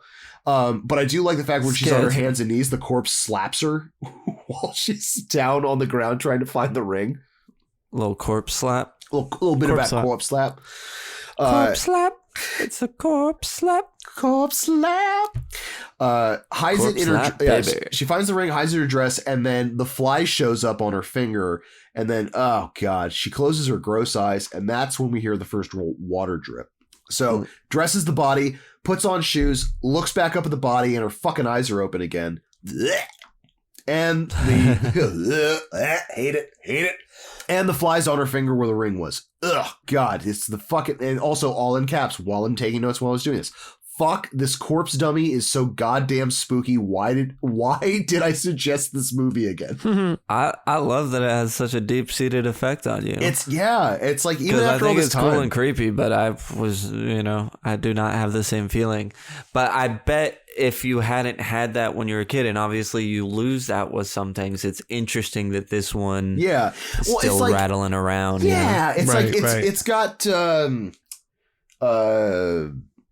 aftershocks, you know what I mean, where it's like I think I like, it's not like I'm not gonna have nightmares about it, but I could tell why I had nightmares about it when I was a kid, where I'm like, sure, it's like I still don't like the Pirates of the Caribbean ride. Yes, because you're still scared of it. Those animatronics, there's something in the same way with this where it's like has that unrealness to it that bothers me. The animatronic Pirates of the Caribbean at Disney, this has that sort of real but not real. It's that uncanny valley where it's like that weird reptilian part of my brain is like, that is off and you should stay away from that because there's something very wrong with it. Yeah. All right, so Nurse gets home and is kind of thoroughly spooked and gets in her cozies, a little bit of a stiff drink, kind of gloating at the ring she just stole when a fly lands directly on it. And then she starts, oh my God, she does this SWAT thing. And then we get fly vision, which I thought was great for like 0.2 seconds. It's like, fly POV. we hear some drips of water. She goes to investigate the sound, but it's not coming from the bathroom. The echo of the drops with like, okay, so I was also watching this with headphones. The drops in the headphones were fucking great. Because it just, I don't know. Oh, were they? Oh, it's like bloop, bloop, bloop, bloop. Mm-hmm. Not Akira, but like, bloop, bloop, sure. Bloop. Super good. So she's shaking umbrellas. She's now like definitely got the EBGBs. The door starts creaking, which is back at the fucking bathroom again. Like this gave me such classic haunted house vibes because it's all the stuff that would normally be hokey, but in this scenario for me worked really well. Like hearing the drips, having like things creaking and moving, especially in that ominous pulsating green light. Is just so ew. Yeah, well, it turns out to be the bathroom window is kind of like wide open, so she slams it shut. Then all the lights go out, and we get that green pulse as she trips and falls, starts feeling around the house. She lights a candle and hears a moaning as she goes to the bedroom, and god fucking damn it, it's that fucking corpse again, and it's in the bed. And it rises up. Now it fucking moves. And you're like, nope, it's a dummy. It's not going to move. And then it just lurches up and you're like, oh, fuck. God damn it. Oh, Howard. Oh, Howard. Ew, it's Pearl. You got where I was going. Oh, Howard. Oh, God. And then she's like magically in the rocking chair with a cat. And then we get full-fledged ghost action as the ghost starts floating towards her with its arms outstretched. And I love how... With arms wide open. With arms wide open. Give me back my fucking ring. There you have it. There you have it. I'll leave you alone. I like the... I really do like the fact as like it looks like the ghost is about to strangle her. And then all of a sudden the nurse's hands come up to her own throat and start like choking her out. And there's bits of that where like her right hand's coming up to her throat and she's like slapping it away. Right before then, yeah. Yeah, I love that where she's like kind of fighting. You're wondering if she's fighting her own hand or not, or is this just like some sort of... It seems like she is, but maybe she's not because it kind of goes back and forth. And then, yeah, once both hands come up, you're like, oh shit. Oh, shit. And then, like, she dies with, like, the same, like, obviously the first one is, like, a fucking prop. So, like, the nurse dies with this same weird grimacy smile on her face with those weird, oh my god, the contortion on this actress's face was so ugh. It looked like a Joker victim, like who got the Joker gas. Like that's the closest thing I could think of because it's like this half smiling. That's a good way to describe it. Yeah. So now the cops show up, see the corpse. The neighbor's the one who called the police, and they're saying it's death by self-suffocation. So, like, she basically strangled herself to death. And then oh, man, I love... Classic and death by self-suffocation. She had a hysterical self-suffocation. Open and shut.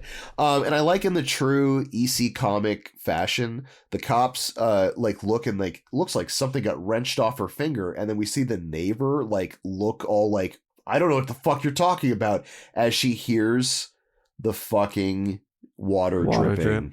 And it's the same cycle. I also like how the body turns as they're like doing it. So the woman is it like kind of falls back. Yeah. And looks at her directly and like is just grinning at her. So goddamn gross. Yeah. That one of the three seems the most EC sort of moralistic Tales from the Crypt. Absolutely. Sure. Oh, yeah. Fucking absolutely love that. And then to bookend it, we get Karloff back on the fake horse. And he literally screams, "Dream about me, we'll become friends." And then, like, I like this too, is that, like, even with the horrific shit that happens in this movie, the end of this movie is they literally let you know how the gag went. And it's a bunch of people having fun at the end of, like, a fucking pretty serious horror movie. Yeah, it gets very meta, fourth wall breaking. It like zooms out and you see that he's only on the top of a horse that's not real, and the trees he's been going by are just people running circles around a branch, and you see presumably like Mario Bava sitting with somebody else behind a camera as they're shooting. It gets It's a great way to release the tension, because I bet in 63 people's buttholes were puckered at the end of this thing. Oh my gosh! And now totally. at the end, everybody's kind of like, "Oh, haha." Okay, it's good. No, laughing and I think leaving it's the theater. No, I think you hit it right on the head. I feel like it's a how we treated audiences back in the 60s and 50s, and like it's a product, you know what I mean? So like the idea was not to leave. I mean, certain directors did push boundaries, and there was obviously things that like had like the looser, like the Hitchcocks and stuff like that had kind of like the looser kind of like, okay, the audience is going to be a little weirded out by the time they leave. But like, I really like the good spirited nature. We're like, hey, we freaked you out, but we had a whole lot of fun doing this, and we hope you enjoyed being scared for like an hour and a half. Good night, folks. Yeah. Right. All right. If Definitely.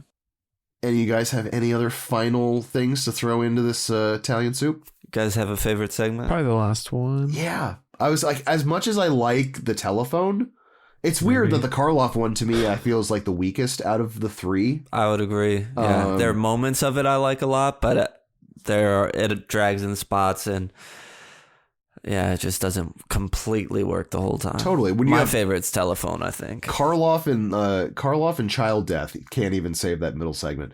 No, I like Telephone, but yeah, no, Drop of Water just has this, I don't know, it's just gross.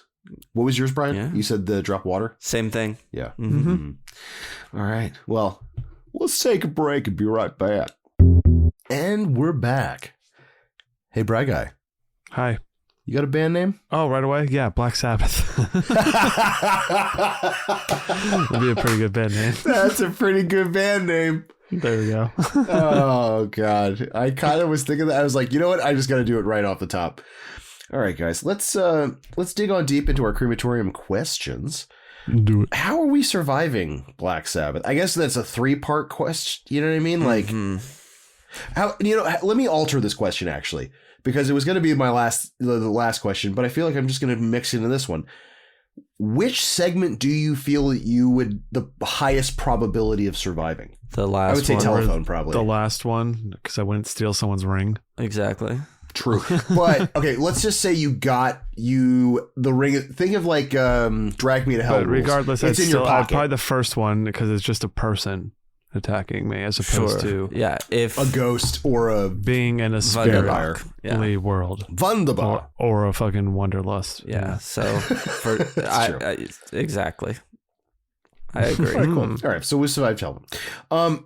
Okay, we've got a wide berth for this. Gooier. How are we making this movie gooier? Actually showing goo and gore? Yeah, I mean, there's certainly more goo and gore that you could show. Any of it. I mean, it sounds weird. It doesn't fit with the tone of the movie, realistically. Yeah. With the age and all that kind of stuff to have that much goo, but you could do a little bit more. See a little bit. The knife at least implanted in the guy's chest in the first one. Oh, with a little blood around it. Yeah. There's little bits like that. You kick it up too far, it'd be bizarre, but it'd be super surreal. Yeah, just a touch more. Dude's open wound, just constantly gushing out blood, just spritzing as everywhere. He's walking around the house. Give me my baby, and he's Where's holding my grandson? And there's blood just gushing out onto his face. He's holding him on his lap as it's just spraying onto his face. That's the one I want. Okay, that's the Bavo fucking supercut we were looking for. Villain level, I guess this would be a 3-parter as well. Or we could just kind of make a chimera of it. What kind of villain level are we giving Black Sabbath? I guess Telephone would be like our normal. Yeah. Yeah, it's like, all right, so like first one's kind of like Giallo, so I would assume Frank's technically the killer, but Mary's the mastermind. I do like a 1. Yeah, I was gonna do like a 3. Yeah.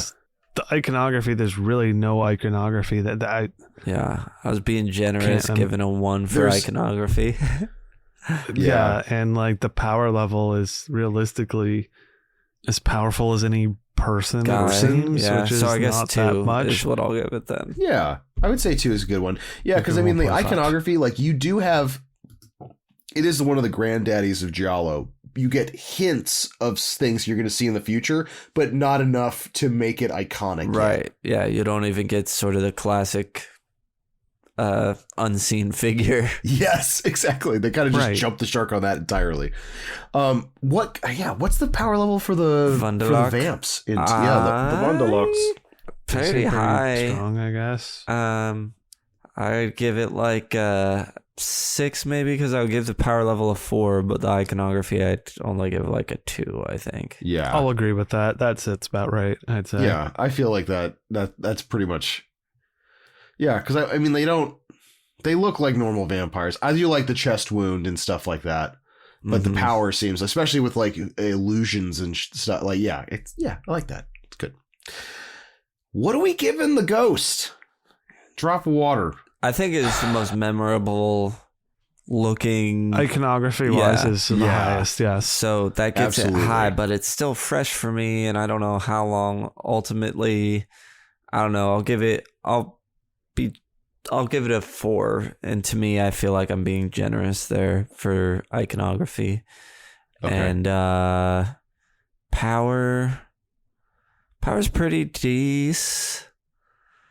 Maybe like a 3.5, so 7, so 7, like 7.5. Yeah, I'll say 7. I'm feel good about a 7 on there. I had it around an 8, so I think that's same wheelhouse. Although the iconography it's more for powerful me is like for you, yeah. Nightmare fuel. Yeah. But you could only go up 1 from where I gave it, so exactly. I was thinking 3 and 3 for a 6. There you go. 6, 7, 8, baby. It's weird saying this question because it's an anthology. Do you feel that there should be should there be a second Sabbath? Would you like to see I would have gone Bobo tackle 3 other different little short horror movies in this style? Totally. If it's another Bava directed picture, and especially if Karloff is hosting and playing in one of the segments, I would definitely go for that. Obviously, anthology, I don't need it. I'm not looking to continue any of the stories from this one. No. But I'd be happy to watch the creative team come back for another. Mm-hmm. Absolutely. What do you think, Bry Guy? Sure. I agree with that. I mean, I'd see a sequel to it. 3 more tales of of weirdness. Check it out. Are we buying the jazz polka Ominous Bells soundtrack? That's gonna be a no for me. Yeah. Yeah. It's action figures. Is there an action figure you want from this one? You want a little Boris Karloff looking like Mel Gibson? I'd take it if I came across it. It'd have to be cheap though. The ones, again, the lady character we discussed, the ghosty fly lady. Oh yeah. Would be the one for me. I would. Okay, this is such a disgusting idea, but it leads into what merch or prop or what action figure. I would like, those penny banks that like you put it and then like the mechanical hand takes it and then puts it into the bank in itself. Yeah. Like you've seen those old. Yeah. What if it was just the woman on the bed and her hands are crossed with the ring hand, and the ring hand moves, takes your coin, and then puts it into the open bank, which is just the full bed? Would be horrifying. So you want it or don't? I want it. No, I would want it. As an adult, I'd want it. I just keep it in a different room. Cool. Yeah, makes sense. Nice. Yeah. That'd be a good one. Yeah, for sure. All right. You guys get any props? I want the severed head from the middle segment. That's good. Mm-hmm. I take the dagger. Yeah, the dagger is a good choice. I'll take the telephone, maybe. The ring. Yes. The ring. That's a good one. Ooh, take the ring. Take the ring. The point is not to take the ring. Green glowing sign. All right, guys. Let's get into this rating this movie. Or wait, you guys got any more? Merch or props? No, if it's available, I'll take the whole, corpsey lady. Whole lady? Yeah. Give me that whole lady. Why not? Perfect. It's yours. Done. I'll visit it sometime, but you can have it. Oh, that horse that Boris Karloff's riding at the end. Ooh, that's a good one too. All right, guys, let's get into ratings. On this show, we like to use a rating scale of 0 to 5 fingers. Each finger represents a different quality about a movie. You can chop off half a finger as well as no fingers. These ratings are intended to be subjective on how we feel about a movie. It does not matter if the movie is objectively good or bad. Bwamp. Brad Guy, I want you to go first. That okay? All right. Whatever.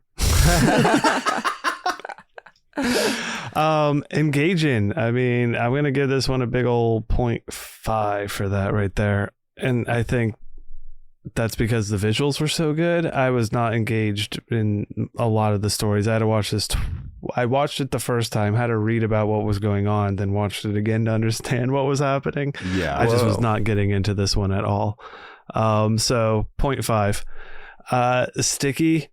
I mean, I'll probably give it a 0.5 as well. I think some of the character design of like the lady, the ghost, whatever the hell we are at the end is certainly there, and there's a lot of stylistic stuff that'll stick out with it. I'll remember for a 0.5. T-shirtable, I'll give it a 0.5. There's definitely plenty of things that are t-shirtable on it, but I'm not necessarily rushing out to get the t-shirt for it, but there's certainly cool imagery. That's what this has going for it. In my opinion, I think it looks beautiful. So that's another 0.5 as well. Cockles. Is it a goose egg? I think it's a goose egg. This one did not do it for me. I thought it looked great. I thought that was all there, but I constantly had to force myself into it to getting. I was like doing other stuff while I had it on, and I was enjoying it in that aspect. Exactly. I was enjoying it. Like, just, I was like, I wish I could just have this on in the background. And I spoke about this, I think, with the bird with the crystal plumage. And I kind of say it with a lot of the giallo stuff. I find it much more visually appealing, and the stories typically don't do as much for me. Mm-hmm. So I like the idea of just having it on as a visual background thing while, I don't know, music or something, another scenario is going on. Oh, especially this one, because of the dynamic lighting in this makes this look like a music video. Like if like, mm-hmm. If this was owned in any which way, shape or form by Universal, Rob Zombie and White Zombie would have used parts of this in music videos. 100%. Oh, definitely. And for the fact that, I mean, you're watching probably with subtitles anyway, so it's like you don't need to hear necessarily the dialogue to that's true really understand these. But I was thinking about giallos. Yeah, well, right, and they're such visual storytelling movies and stuff like that. And yeah, I mean, whatever. Rewatchable 0.5 as well. It's gonna get a 2 from me, and that's fine for me. Poif. Sam. See. Black Sabbath. Engaging, similar to Brian, 0.5. Different though in the sense that I didn't need to like read about it to know what had happened. I just it drags in parts. I think the first segment plays really well.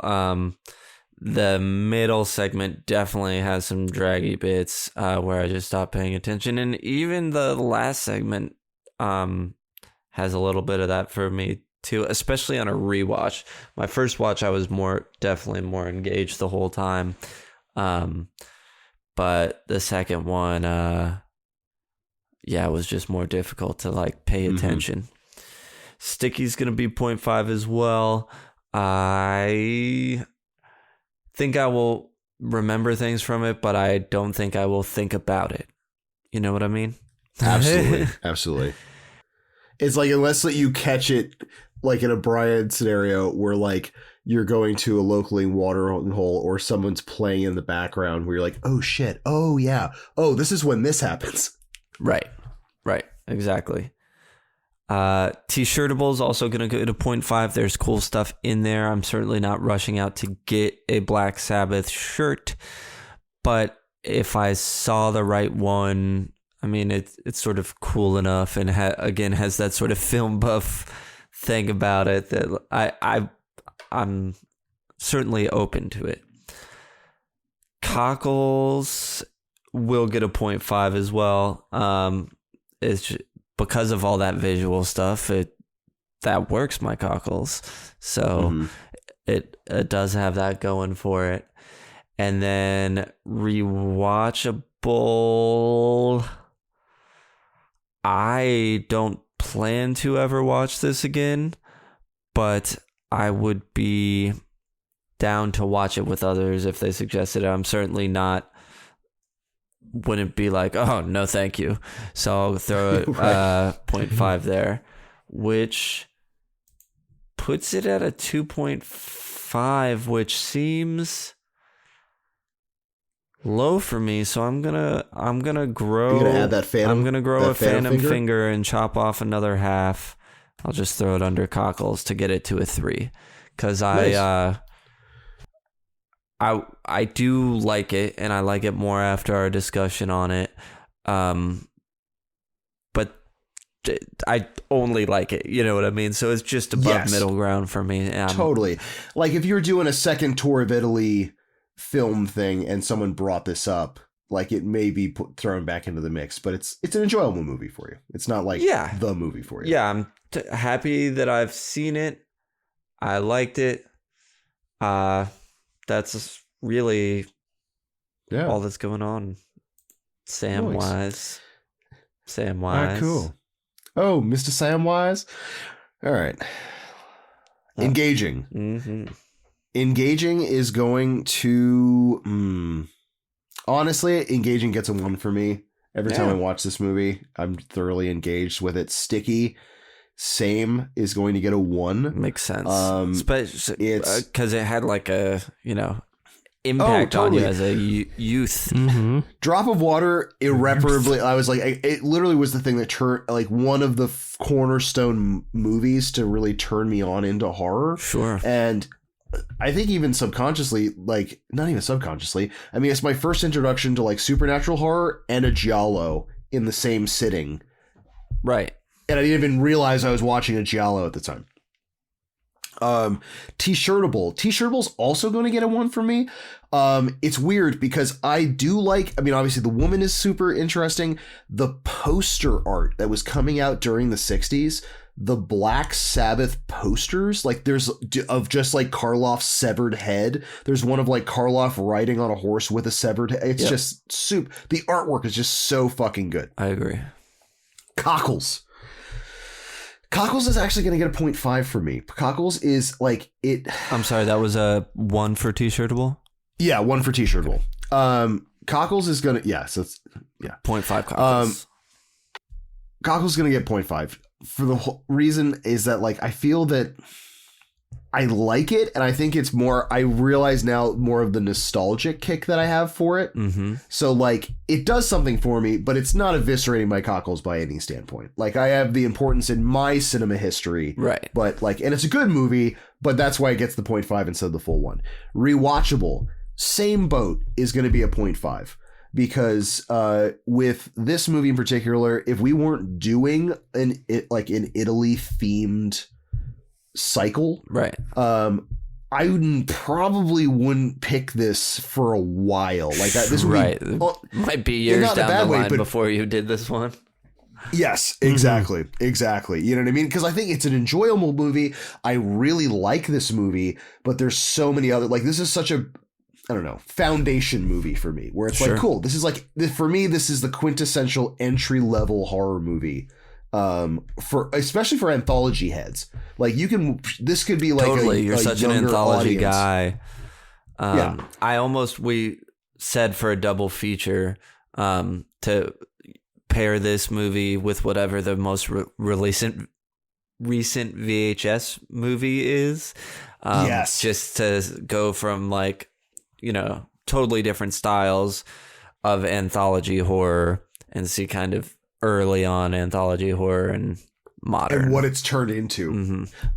So I think that leaves it at a 4. And I'm happy with that. Mm-hmm. I'm cool with that. I'm totally fine with that. 4 for me, 4 for you, 3 for Brian. Oh my God. 4 for you, 3 for me, 2 for Brian. 2, 3, 4. 2, 3, and a 4. Does the club have anything to say about Black Sabbath? Barely. Hadn't revisited in a while. Karloff's the man. I think that's the gist of it. That was from the Witchy Brethren. That's about it. Yeah, right. How does this movie chalk up to the others in our Goo book? It sits at a 3.0, so the only other movie we have right now with that exact score is Friday the 13th OG. Right below it is Willy's Wonderland and Possession at 2.8s. Right above it at 3.2, we got Black Christmas, Castle Freak, and Rec 4. Wow. What an eclectic spread on that one. Yeah, no doubt. I think it's funny what it is a fact that there's only 2 movies with exactly a 3, and it's this and Friday the 13th. 13th OG. Yeah. Hey, he's hanging out. Yeah, Karloff is hanging out with Pamela. I like that. I am gonna revisit Possession sometime. I won't change my score on it till re-ratings, but nuh-uh. And on that happy note, this does conclude the Chuddle Movie Club meeting for tonight. You can follow Chuddle the Pod on Instagram and Slasher to stay up to date with the podcast.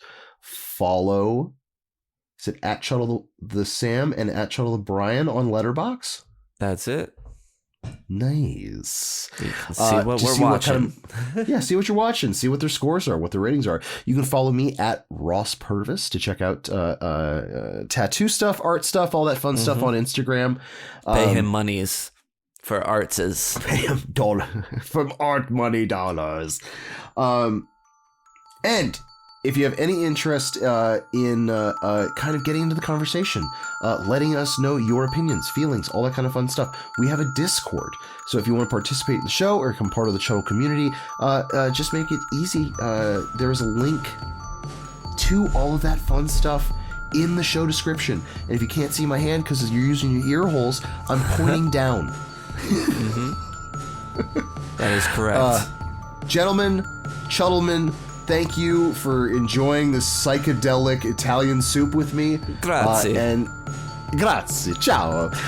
And until next time, avoid the time loop.